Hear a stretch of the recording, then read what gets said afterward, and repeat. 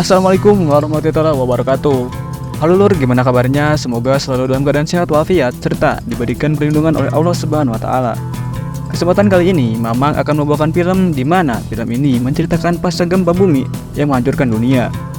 Seluruh negara hancur, tetapi ada satu apartemen yang berada di Korea yang masih kokoh tegak berdiri.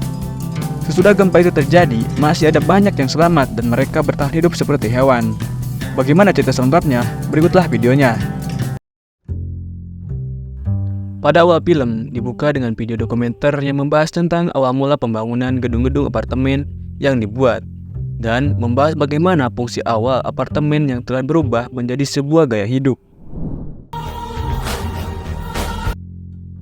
Seorang pria bernama Ming Sung bangun dari tidur dan langsung keluar. Dia berdiri menatap ke arah luar, jendela yang memperlihatkan kota dan bangunan-bangunan yang sudah hancur akibat guncangan gempa bumi yang dahsyat. Akan tetapi, hanya gedung apartemen Hwanggung yang menjadi satu-satunya bangunan yang tetap kokoh berdiri. Di dalam gedung apartemen, terdapat beberapa orang yang selamat dari gempa. Mereka berkumpul dan menceritakan betapa syoknya saat kejadian tersebut. Mereka juga mendiskusikan stok makanan yang mereka punya saat ini untuk bertahan hidup ke depannya. 생수는 총 22병. Karena gedung apartemen Hwanggung yang masih berdiri tegak membuat warga asing yang berhasil selamat dari bencana alam itu berusaha masuk dan berlindung di apartemen itu. Hal itu juga dilakukan demi selamat dari cuaca dingin yang ekstrim. Sampai-sampai ada seorang wanita bersama anaknya yang memohon untuk ikut menumpang di unit apartemen milik Ming Sung dan istrinya bernama Myung-hwa. Di dalam apartemen tersebut ada orang yang berjualan beberapa makanan. Saat Ming Sung akan membelinya menggunakan uang, penjual itu menolak karena tidak menerima uang. Alhasil, Ming Sung pun menukar jam tangannya dengan sekaleng makanan. Saat Ming Sung akan kembali ke unit apartemennya, dia melihat sekumpulan orang-orang yang tengah ribut hingga menyebabkan Ming Sung terdorong dan makanannya terjatuh ke dalam sofa. Saat tengah mengambilnya, tiba-tiba segerombolan kecoa keluar dari sebuah sofa tersebut karena tempatnya diusik. Di depan salah satu pintu unit apartemen, terlihat tengah terjadi keributan yang mana seorang pria terluka dan menahan rasa sakit. Melihat itu, Myung-hwa pun mencoba membantunya karena ia dulu adalah seorang perawat. Di tengah kejadian itu, tiba-tiba keluar asap yang berasal dari celah pintu. Ledakan yang cukup keras sehingga menyebabkan kebakaran. Seorang pria pun bernama Yung Tak berusaha memadamkan api tersebut dan meminta Ming Sung untuk membantunya menggunakan selang air hingga api itu pun berhasil dipadamkan. Ternyata keributan itu terjadi karena warga asing ingin mengambil alih paksa rumah penghuni asli apartemen ini. Karena warga asing yang banyak meresahkan penghuni apartemen, mereka pun mendiskusikan dan memutuskan apakah warga asing itu harus diusir atau dibiarkan saja. Karena mereka tidak memiliki pemimpin, untuk memutuskan hal tersebut, maka Ming Sung mengusulkan untuk mencari pemimpin di antara mereka. Karena penghuni terlama apartemen ini sudah tua, tentu itu tidak mungkin untuk dijadikan pemimpin.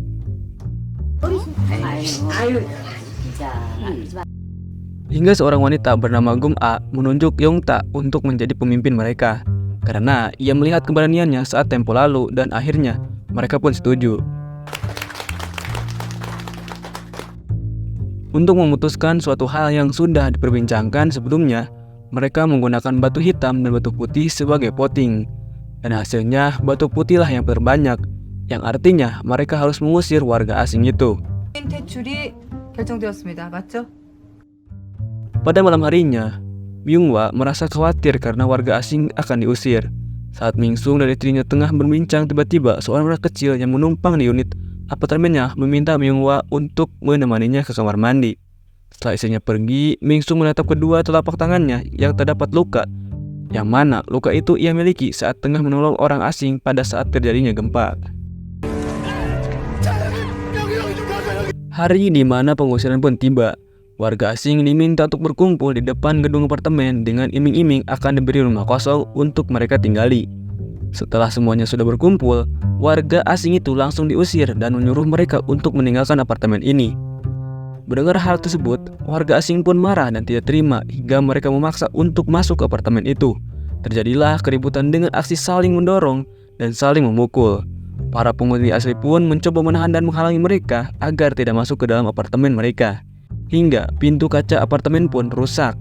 Mereka masih berusaha masuk dan tidak menyerah hingga Yongta mendapatkan pukulan pada bagian kepalanya hingga berdarah karena pukulan tongkat besi oleh warga asing. Kejadian itu pun membuat Yongta murka dan berteriak menyuruh mereka untuk pergi. Warga asing pun merasa takut dan akhirnya pun mereka menyerah dan meninggalkan apartemen Hwanggung.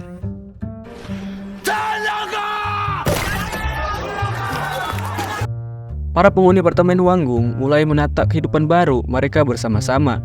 Mereka saling membantu satu sama lain dan mencoba merenovasi kerusakan akibat gempa dan membersihkan halaman apartemen agar mereka nyaman untuk ditempatinya. Mereka membuat peraturan baru seperti keamanan, pengelolaan stok pangan, pemulihan tenaga listrik, pengelolaan limbah sampah, dan tenaga medis pun juga dibentuk. Di tengah cuaca dingin yang ekstrim, sebagian para penghuni apartemen Hwanggung berusaha mencari sumber makanan di puing-puing sisa reruntuhan pembangunan untuk stok mereka bertahan hidup. Hingga mereka menemukan sebuah toko yang berisi makanan.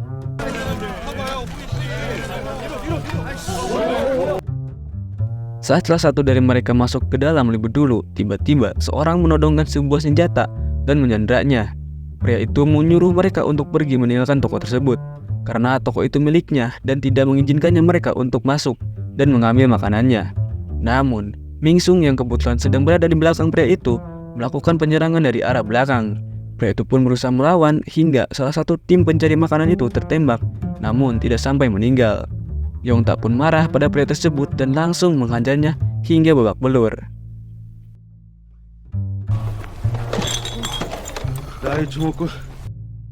Setelah itu, mereka masuk dan mengambil semua makanan dan membawa semuanya ke apartemen.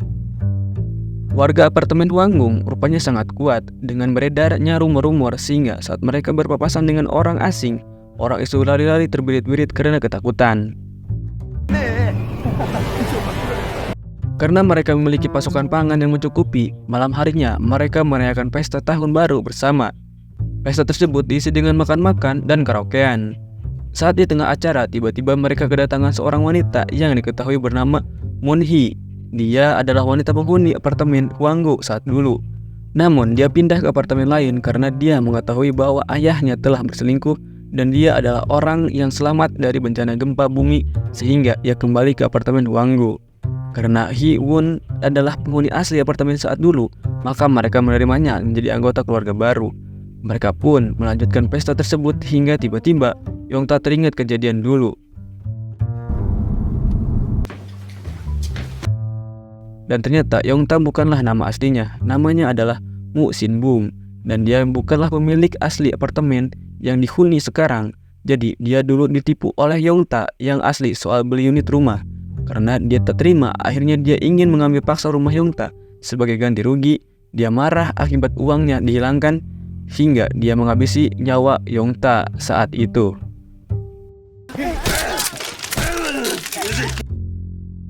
Keesokannya, mereka membagikan makanan jatah mereka masing-masing. Namun terjadi sedikit keributan yang mana seorang pria yang tidak terima karena makanannya sedikit dan merasa tidak cukup untuk 1 minggu ke depan. Sehingga ia mengatakan bahwa tim apartemen yang mencari makanan itu harus sampai membunuh orang lain dan bahkan tim mencari makanan pun hampir mati terbunuh. Mendengar ucapan itu, istrinya Mingsung khawatir dan overthinking sehingga menyuruh suaminya untuk tidak ikut mencari makanan di luar lagi. 밖에서 사람 죽였어? Sementara itu, unit apartemen Yongta ternyata bersebelahan dengan wanita penghuni baru apartemen. Ternyata mereka sudah saling mengenal karena Yongta takut identitasnya terbongkar. Ia pun memberinya sedikit gertakan agar dia tutup mulut. 어제는 왜 아저씨 기억 안 난다 그랬어? Karena ibu-ibu yang suka menggosip dan tidak bisa mengontrol kata-katanya, membuat Hee-won tersulut emosi dan pergi lalu mengatakan bahwa pria bernama Yongta itu bukanlah tetangga aslinya. Byun-hwa yang mendengarnya kebingungan dengan apa yang diucapkan Hee-won berusaha. Di tengah kebingungan itu, mereka dikejutkan dengan orang-orang yang berteriak histeris di bawah. Rupanya ada seorang yang sudah tewas karena ulah balas dendam oleh warga asing, sehingga pengawasan pun semakin diperketat demi keamanan. Di sisi lain, Yongta curiga dengan salah satu penghuni apartemen bahwa seorang telah menyembunyikan orang asing di unit apartemennya. Dengan insting yang kuat, akhirnya Yongta pun menemukan orang asing yang telah bersembunyi dan mereka pun diusir dengan paksa. Mingsung yang tidak mengetahui awal mula kejadian pun kebingungan dan bertanya kepada Yongta. Yongta pun bukannya menjawab, dia malah menyuruhnya untuk menanyakannya kepada istrinya. 명원 씨가 잘 알 거예요. Ternyata istrinya membantu menutupi persembunyian mereka. Karena ulah istrinya yang dianggap terlalu baik, Mingsung pun meminta maaf atas kesalahan istrinya. Hingga ia berlutut untuk meminta maaf agar ia dan istrinya tidak diusir dari apartemen. Dan akhirnya Yongta pun memaafkan mereka. 앞으로 아파트를 위해서 더 힘써주세요. Untuk membayar kesalahan istrinya itu, Mingsung pun bekerja lebih keras untuk menjaga keamanan apartemen agar tetap terjaga keamanannya dan tidak ada warga asing yang disembunyikan lagi.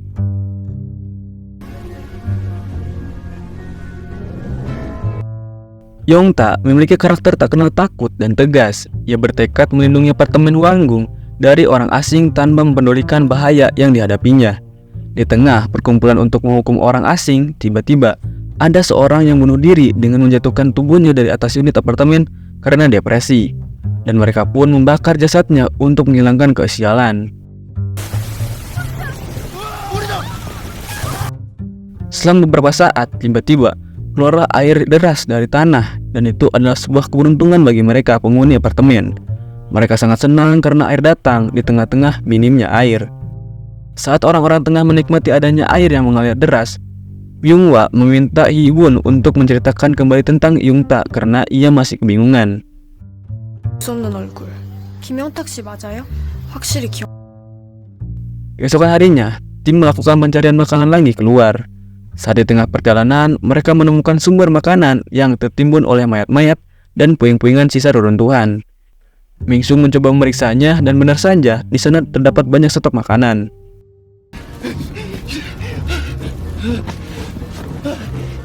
Di sisi lain, Myung-hwa dan Hee-won terlihat tengah membobol tembok apartemen yang ditempati oleh Yongta. Mereka curiga ada hal yang disembunyikan olehnya. Di dalam apartemen itu ada seorang nenek tua yang terbaring lemah tidak berdaya. Myung-hwa pun bertanya tentang di mana anaknya, namun nenek tua itu malah memintanya makanan karena ia sangat kelaparan. Mereka melihat sebuah kotak berukuran besar yang mencurigakan. Dan karena penasaran, mereka pun membukanya. Ketika dibuka, mereka terkejut dengan apa yang mereka lihat, yang mana di dalamnya terdapat mayat yang sudah membusuk.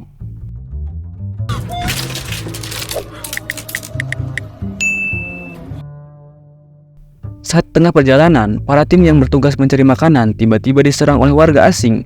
Mereka dilempari oleh bebatuan dan api dari atas, hingga menyebabkan beberapa orang dari mereka tewas, termasuk Ji-hyuk, akibat serangan yang dilakukan oleh warga asing. Setelah sampai di halaman apartemen, ibunya Ji-hyuk menangis histeris dan menyalahkan Yongta. Di tengah keributan, istrinya Mingsung datang sambil melemparkan sebuah dompet yang berisi identitas asli Yongta dan membongkar bahwa Yongta bukanlah pemilik asli penghuni apartemen Wanggung. Myung-hwa pun lalu membuka kotak yang memperlihatkan sebuah mayat yang sudah membusuk. Mendengar penjelasan itu, suasananya pun menjadi ricuh. Warga pun geram dan marah pada Yongta karena telah berbohong. Mingsung yang sedikit tidak percaya pun berusaha menanyakan yang sebenarnya kepada Yongta. Yongta pun memberikan pernyataan dan mengakuinya. Warga yang mendengar pun geram dan berusaha mengusirnya. Saat Yongta diusir paksa, ia melihat Hee-won dan langsung saja mendorongnya ke dasar jurang. Karena menurutnya itu semua karena Hee-won telah membocorkannya. Setelah itu, Yongta mengatakan keluarga bakalan hancur kalau ayam betina merkokok. Mingsung merasa kalimat itu bertuju kepada istrinya dan merasa istrinya sedang dalam bahaya, hingga ia menodongkan senjata. Namun Mingsung ragu dan Yongta langsung merebut senjatanya dengan mudah.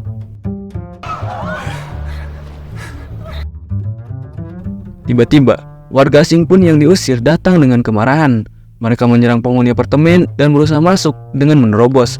Mingsung menyuruh istrinya untuk bersembunyi karena kondisinya sangat ricuh. Sementara ia akan melawan orang asing yang menerobos tersebut. Terjadilah aksi baku hantam antara Mingsung dan orang asing.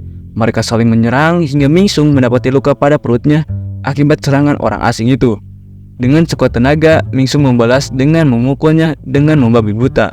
Lalu tiba istrinya datang dan menghentikan aksi suaminya itu.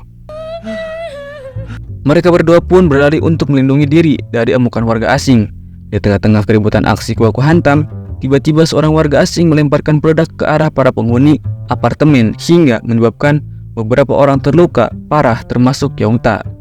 Dengan sisa tenaganya, Yongta berusaha berjalan ke unit apartemennya untuk beristirahat.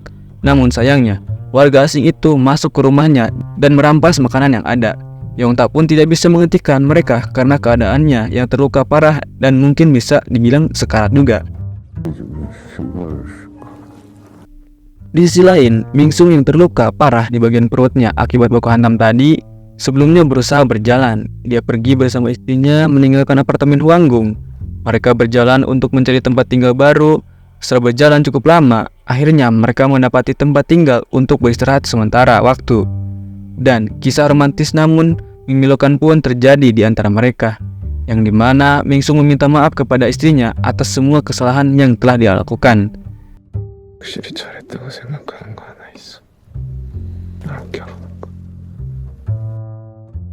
Namun, ia berkata ada satu hal yang ia lakukan dengan baik, yaitu menikah dengan istrinya.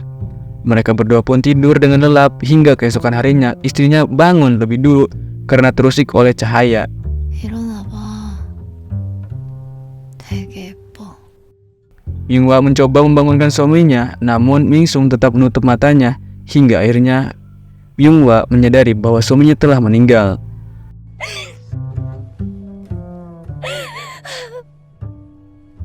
Beberapa orang yang mendengar suara isak tangis Yunghwa pun melihatnya dan mereka membantu menguburkan jasad Mingsung. Setelah itu, Yunghwa pun ikut tinggal bersama orang-orang yang sudah membantunya tadi. Film pun tamat. 또 있으면 그냥 사는 거지. Pelajaran yang Mama bisa ambil dari film ini adalah meskipun dengan keadaan kesempitan, kekurangan, dan fisik yang lemah, moral dan tanggung jawab harus terus dipertahankan. Kenapa harus dipertahankan? Karena kita semua sebagai hamba Allah dan umat Nabi Muhammad, kita semua akan pertanyakan kelak apa kontribusi kita untuk lingkungan sosial dan yang pastinya umat. Mamang Salkutim pamit undur diri, terima kasih dan jangan lupa ibadah.